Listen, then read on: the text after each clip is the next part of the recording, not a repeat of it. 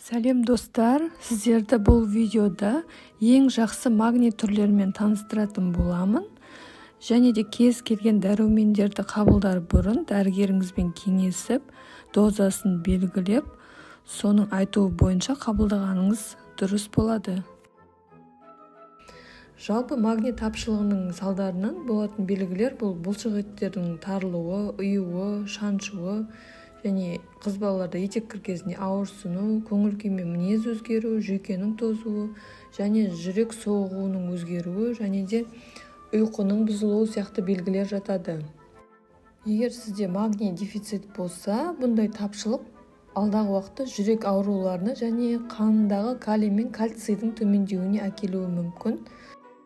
Магнийдің негізі бірнеше түрі болады, бірақ соның ішінде нақты хелат формасын таңдауға кеңес беремін.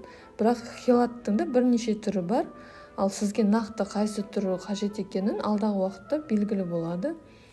Малат магний, мысалы, ол бұлшық ет шаршағанда немесе ауырғанда ішкен жөн. Ол таңертең қабылдағаныңыз дұрыс болады, ал кеш ішсеңіз, ол ұйқыға әсер ететіндіктен сергектік береді, ұйқыңызды бұзып жіберуі мүмкін. Келесі магнийдің түрі ол трионат деп аталады. Бұл мидың жақсы жұмыс жасауына әсер етеді, және де сіздің есте сақтау қабілетіңізді күшейте түседі. Таурат магний ол инсулинна резистентность болса, және де жүйке жүйесі тозған кезде, және жүректің дұрыс жұмыс жасау үшін ішуге болатын магний түрі. Таурат магний ол өт қабы қабынған кезде қабылдауға болады.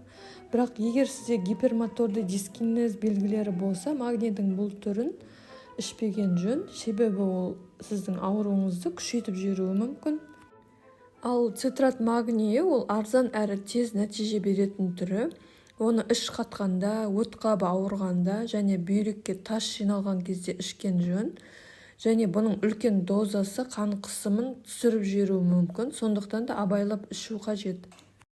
Ал глицинат магний ол сізге жақсы ұйықтауға және де жүйке жүйесін тыныштандыруға көмектеседі. Ал аратат магний түрі болса, ол жүрек қан тамырлар жүйесін жақсартады және организмді төзімділігін арттырады. Оның іш жүргізетін әсері жоқ. Келесі магний түрі ол безглицинат магний. Бұл ең қауіпсіз магний түрі. Оның бұлшық еттерді босаңсытып және жүрек қан жүйесін жақсартатын қасиеті бар. Сонымен қатар энергияны арттырады. Келесі суретте көріп тұрған магний түрлері ішуге арналмаған. Бұларды тек сыртқа қолдануға болады. Бұндай магний дефициттің жеңіл түрінде және профилактика есебінде қолданылған дұрыс.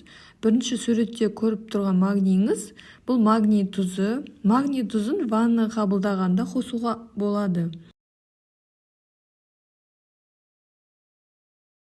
Яғни ол суға еріп, тері арқылы организмге еніп, емдік қасиет береді. Бұндай тұзды ваннаға 1-2 кеседей қосуға болады.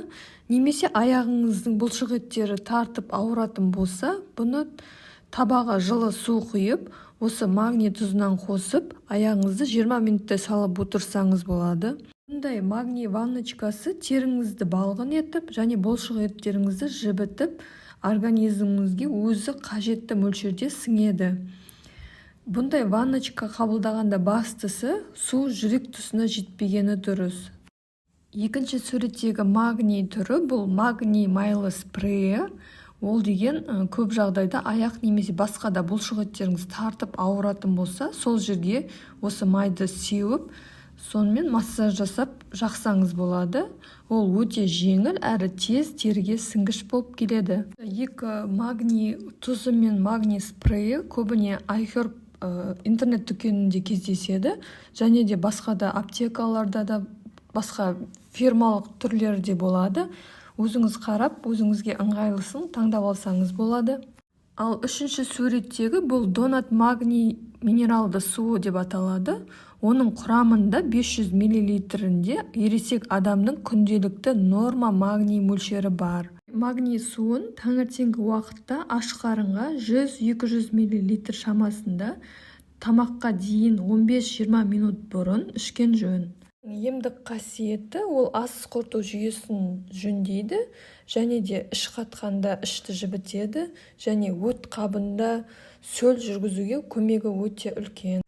Бұндай Донат магний суын Wildberries, Flip.kz сияқты интернет дүкендерге заказ беру арқылы алсаңыз болады, немесе кейбір жергілікті дүкендердің сөресінде де кездесіп қалады.